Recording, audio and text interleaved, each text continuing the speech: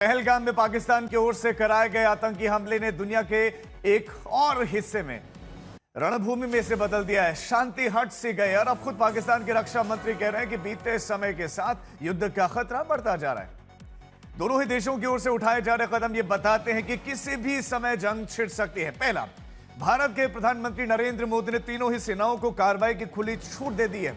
दूसरी तरफ पाकिस्तान ने ISI चीफ असीम मलिक को पाकिस्तान का NSA भी बना दिया है, जो संकेत है कि पाकिस्तान युद्ध के मूड में है।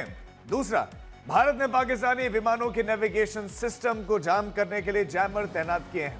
उसकी सैन्य और नागरिक उड़ानों के लिए भारतीय हवाई क्षेत्र उसके लिए बंद कर दिया गया है। वहीं पाकिस्तान LOC पर लगातार सीज फायर का उल्लंघन कर रहा है। तीसरा तनाव है अरब सागर में पैदा हो रहा है, जहां पर भारत और पाकिस्तान दोनों की नौसेना एक दूसरे से 85 नॉटिकल मील की दूरी पर युद्धाभ्यास कर रही है। जी हां, युद्धाभ्यास। भारत ने मिसाइल परीक्षण का नोटिस दिया है तो पाकिस्तान ने भी चौथा नोटिस दिया है, भले ही अब तक उसने एक भी मिसाइल परीक्षण वहां नहीं किया है।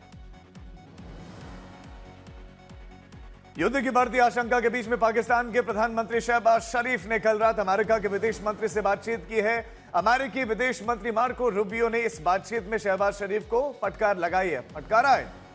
दूसरी तरफ रूबियो ने भारत के विदेश मंत्री S जयशंकर से फोन पर बातचीत की और कहा कि आतंक की लड़ाई में अमेरिका भारत के साथ है। दरअसल लगातार 2 रातों से पाकिस्तान युद्ध के डर से जाग रहा है, सो नहीं पा रहा है। परसों रात उसके सूचना मंत्री ने लगभग रात 2 बजे बयान देकर कहा कि भारत 24 घंटे से लेकर 36 घंटे में पाकिस्तान पर हमला कर सकता है।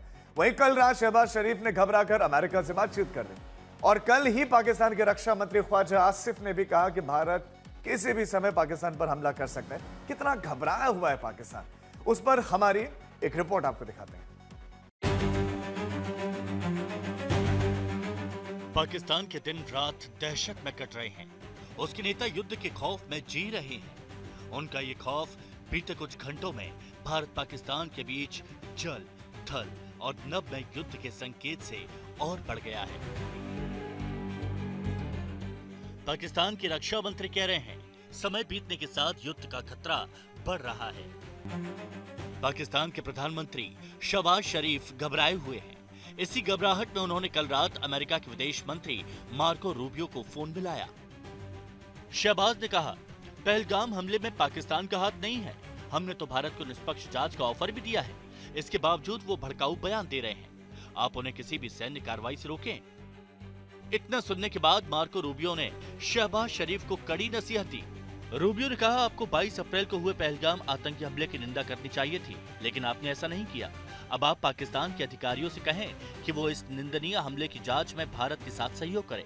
शहबाज को फटकार लगाने के कुछ ही देर बाद अमेरिकी विदेश मंत्री मार्को रूबियो ने भारत के विदेश मंत्री S जयशंकर से बात की।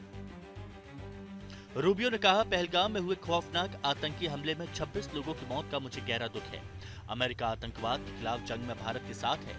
रूबियो ने जयशंकर से कहा कि वो पाकिस्तान से तनाव कम करें। जवाब में S जयशंकर ने आतंक के प्रति जीरो टॉलरेंस की नीति को दोहराया। उन्होंने कहा, पहलगाम हमले के आतंकियों, उनके समर्थकों और साजिशकर्ताओं को न्याय के कटघरे में लाया जाएगा। यानी भारत का रुख साफ है, पाकिस्तान को उसके किए की सजा जरूर मिलेगी। और इसी चेतावनी से पाकिस्तान रातों को जाग रहा है कि न जाने कब, कहां और कैसे भारत का हमला हो जाए। आज तक ब्यूरो। पहलगाम हमले के बाद से पाकिस्तान एक के बाद एक कदमों से तनाव बढ़ा रहा है और LOC पर फायरिंग के बाद से उसने अंतर्राष्ट्रीय सीमा पर भी फायरिंग शुरू कर दी। दूसरी तरफ प्रधानमंत्री मोदी की अध्यक्षता वाली CCS ने भारत की तीनों ही सेनाओं को पाकिस्तान पर अपने तय समय, टारगेट और तौर तरीके से हमला करने की छूट दे दी है। तो आइए आपको यह भी दिखाते हैं कि तमाम रक्षा विशेषज्ञों के मुताबिक वो कौन कौन से विकल्प भारत के पास हैं जिससे भारत पाकिस्तान को सबक सिखा सकता है। LOC पार किए बिना लंबी दूरी के हथियारों से निशाना साधा जा सकता है और सोची समझी और ये संतुलित कार्रवाई होगी और जो बदला है वो भी पूरा हो जाएगा। ये विकल्प नंबर 1 है। भारत के पास ऐसे हथियार हैं कि LOC पार भी नहीं करनी। पूर्ण युद्ध से कम बल्कि प्रभावी ये हमला माना जाएगा। तो ये बहुत जो पहला विकल्प है भारत के सामने, ये विश्वसनीय और रणनीतिक एक तरीके से प्रतिक्रिया रहेगी। दूसरा विकल्प क्या है? 155 जो है MM की तोपों, मोर्टार का भी इस्तेमाल किया जा सकता है। भारत के पास वो तमाम अत्याधुनिक उपकरण इस समय मौजूद हैं और 120 mm की मोटार और टैंक रोध जो निर्देशित जो मिसाइल्स हैं उनका इस्तेमाल किया जाता है। पाकिस्तानी सेना के ठिकानों को जो लॉन्च पैड्स वहां पर उनको टारगेट किया जा सकता है। टैंक रोधी मिसाइलों से हमला किया जा सकता है। ये तत्काल जो है एलओसी पार किए बिना जो विकल्प है वो हम आपको बता रहे हैं। आतंकी लॉन्च पैड को सीधा सटीक निशाना साधकर उसे ध्वस्त किया जाता है। तीसरा विकल्प क्या है? पैरा स्पेशल कमांडोज की तैनाती की जाए।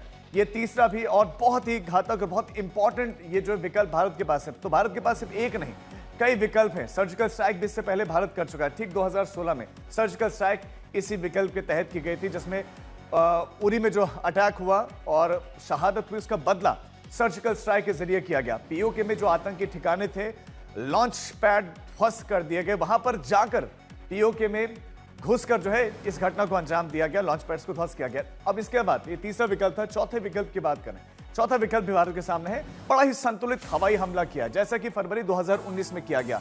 राफेल है, मिराज 2000 है, सुखोई 30 का इनका इस्तेमाल किया जा सकता है। 2019 में बालाकोट एयर स्ट्राइक में यही हुआ था।